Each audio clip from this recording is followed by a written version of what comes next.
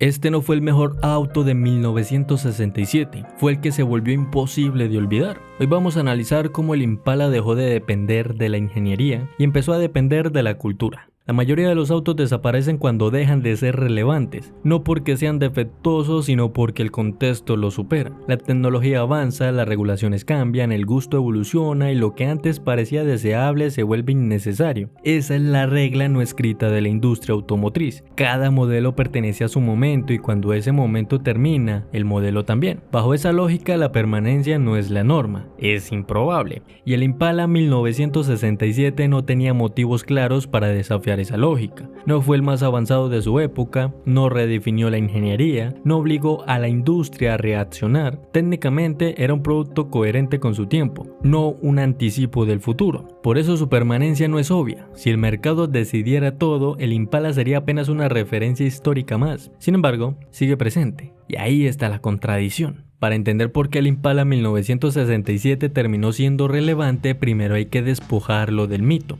El 1967 no era una pieza excepcional ni una declaración técnica ambiciosa, era un full-size americano alineado con una industria que operaba bajo una lógica de abundancia. Tamaño, potencia y presencia eran señales de estatus, no excesos problemáticos. Era grande, potente y visualmente contundente, pero no representaba una ruptura conceptual, no anticipaba el futuro, no proponía una nueva dirección, funcionaba porque estaba perfectamente sincronizado con su contexto. La época favorecía motores V8 de gran cilindrada, carrocerías amplias, cromados visibles y un diseño que imponía respeto más por escala que por sofisticación técnica. El Impala no desafiaba esa fórmula, la ejecutaba con precisión. Y ahí está el punto clave, no era especial por ser distinto, sino por ser representativo. No redefinió el segmento ni obligó a la competencia a reaccionar. Fue exitoso porque cumplía exactamente lo que el mercado estadounidense de finales de los 70 esperaba de un automóvil de su categoría. Visto con frialdad, el Impala 1967 no era una anomalía brillante, era una consecuencia directa de su tiempo y bajo esa condición nada indicaba que fuera a trascenderlo.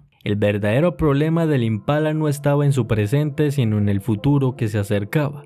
A comienzos de los años 70, la lógica que había sostenido a los full-size americanos empezó a desmoronarse. La crisis del petróleo cambió las prioridades del consumidor, las regulaciones ambientales endurecieron los estándares técnicos y la industria inició un proceso de downsizing que redefinió qué significaba ser un automóvil competitivo. El tamaño dejó de ser virtud, la cilindrada dejó de ser argumento suficiente. En ese nuevo escenario, un full-size con V8 grande ya no representaba poder, representaba desajuste. Y el Impala 1967 estaba construido exactamente bajo la lógica que estaba quedando atrás.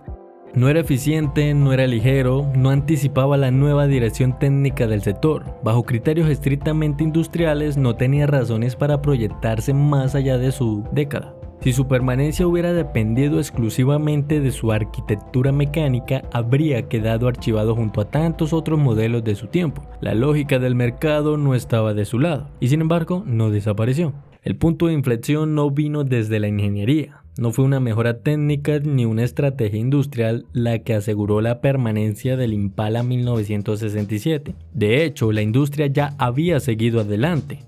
Con el tiempo, el Impala empezó a aparecer en narrativas que no tenían que ver con especificaciones ni con innovación técnica. Series de televisión, películas, música y distintas expresiones de la car culture lo incorporaron como imagen reconocible, no como un ejercicio de ingeniería, sino como símbolo dentro de una historia. Ahí cambió su naturaleza. La repetición consolidó esa imagen. Cada aparición reforzaba su presencia hasta que su silueta dejó de depender de contexto técnico y empezó a depender de memoria colectiva. Ya no importaba si era eficiente o adelantado a su tiempo, importaba que fuera confiable. El Impala dejó de competir en el terreno industrial, pasó a operar en el terreno simbólico, y cuando un automóvil se instala en ese espacio, las reglas cambian. La permanencia deja de depender de evolución técnica y empieza a depender de reconocimiento cultural. Ese desplazamiento de lógica fue lo que alteró su destino. No todos los autos sobreviven por las mismas razones, algunos permanecen porque su función sigue siendo útil, otro porque su precisión técnica fija un estándar difícil de reemplazar, algunos porque su capacidad mecánica los convierte en referencia.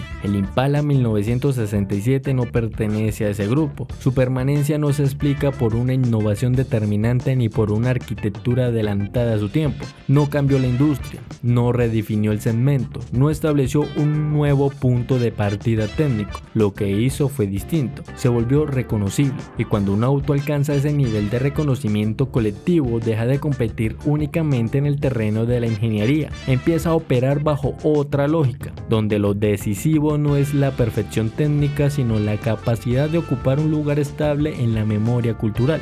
En ese terreno lo reconocible es más resistente que lo perfecto. La industria puede mejorar especificaciones cada año, puede optimizar eficiencia, potencia y diseño, pero no puede programar permanencia cultural. La industria fabrica autos, la cultura decide cuáles mueren.